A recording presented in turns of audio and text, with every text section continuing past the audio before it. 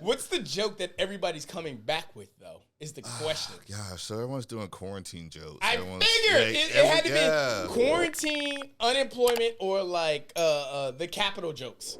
You gotta, so like a lot of white comics will do like the capital jokes. Black people are scared to touch them? Black people won't.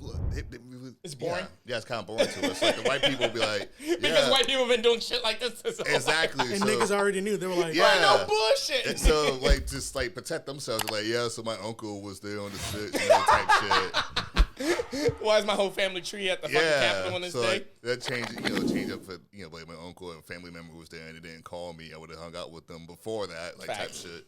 But yeah, it's like that. You get a little bit of unemployment, not too many people because everyone's, kind of kept their job.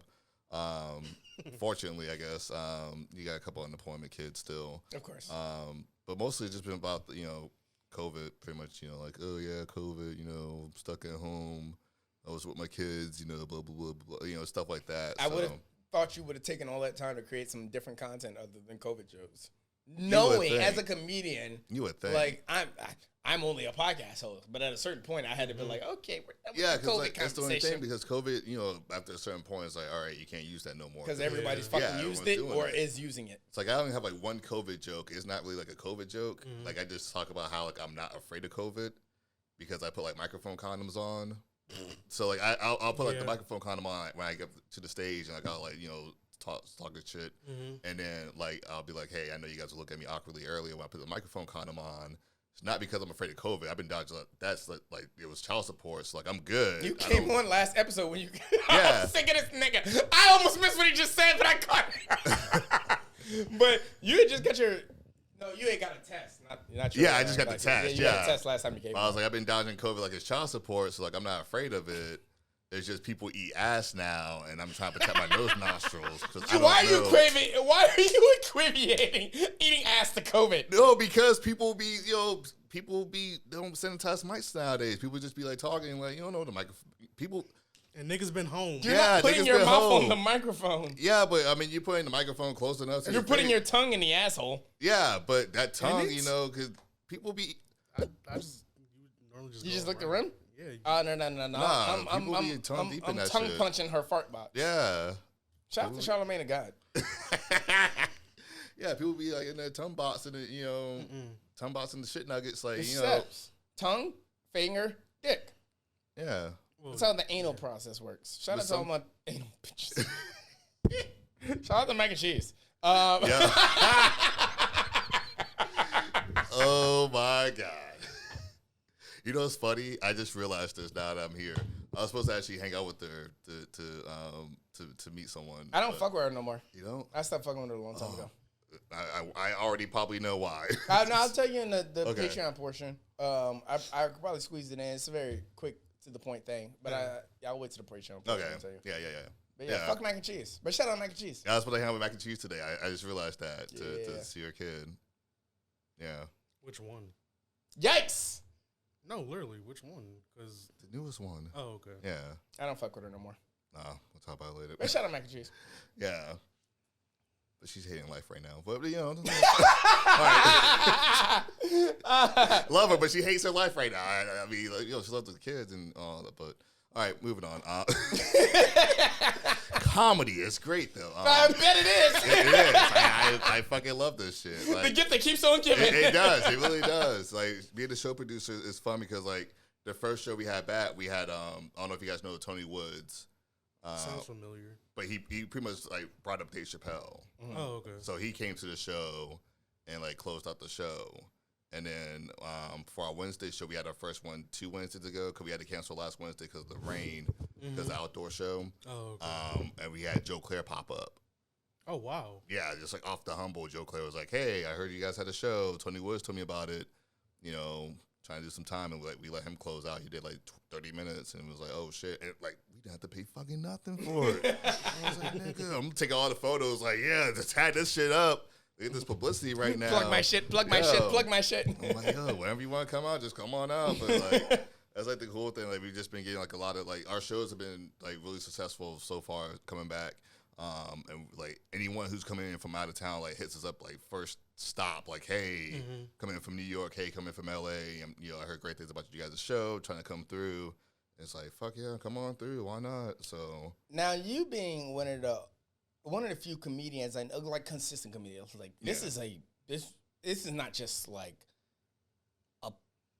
a hobby for you. This is a significant passion, and you like ever since the first time I met you. Like, yeah, exactly. Like this is so much more for you. What's a step that you plan on making in the future with comedian? Or so, this actually changed a few days ago because like before, I kind of wanted to like still do the production thing and kind of like help kids get in there and stuff like that for like production for comedians. Like just producing shows to give people like a chance to get on. But like since then I kind of like turned to the dark side a little bit.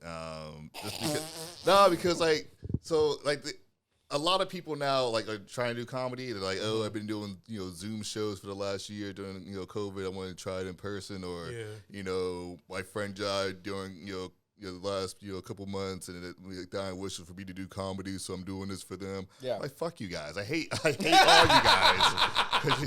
Like you guys have nothing. You guys have no premises. Like nothing. You just up there just bullshitting. Facts. Like fuck you. Like for us people that take it seriously, like fuck you. Get the fuck out. Right. So like I was like all like I want to give these people a shot. Now it's like now that we're a couple months in, it's like all right, non-funny people, y'all need to get the fuck out. Like just quit. Like, go back to what you was doing beforehand. It's just not for you. So kind of more so now, it's like kind of getting myself back out there. I was, like I said, featuring at the comedy club this weekend. 2 different comedy clubs. Friday night I was out in D.C. at the Comedy Loft, Friday and Saturday. And then Sunday I was over at Sandman Comedy Club. So it's like trying to like get myself back out there. Like I want to hit the Improv. I want to go to like Cosby's down in Virginia Beach. Funny Bone when that reopens up in Richmond, and also they're open already. The Richmond one isn't. I could have. Oh yeah, because the one in Virginia Beach. Yeah, the Virginia Beach one is open.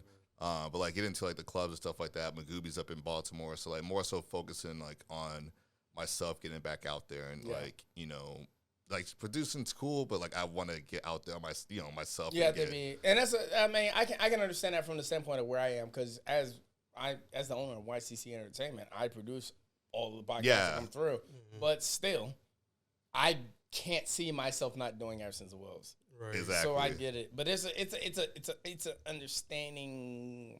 You gotta find that balance. Yeah. Where like you can be like, okay, because at a certain point, like I don't know if any patrons or specifically patrons, because y'all usually listen to everything that comes out, but even to the YouTube subscribers, you'll hear me in the background of other shows.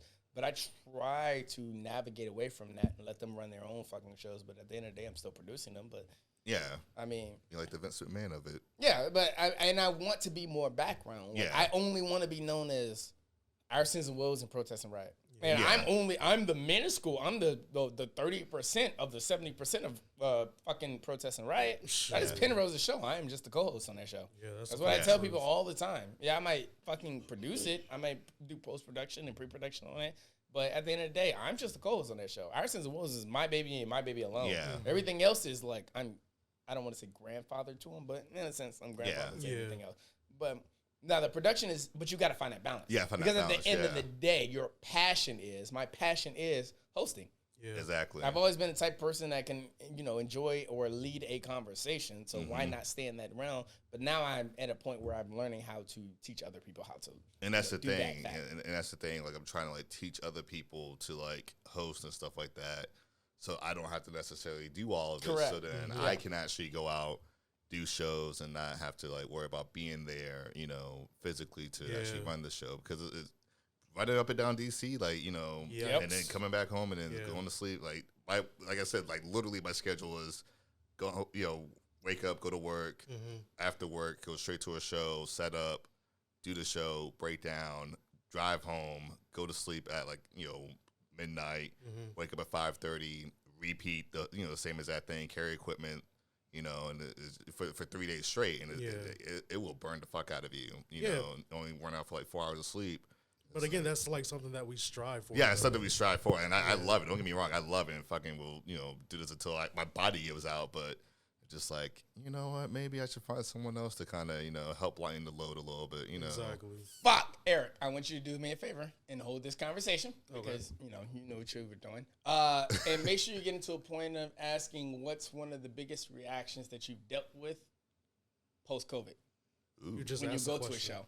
You just asked a question. There you go.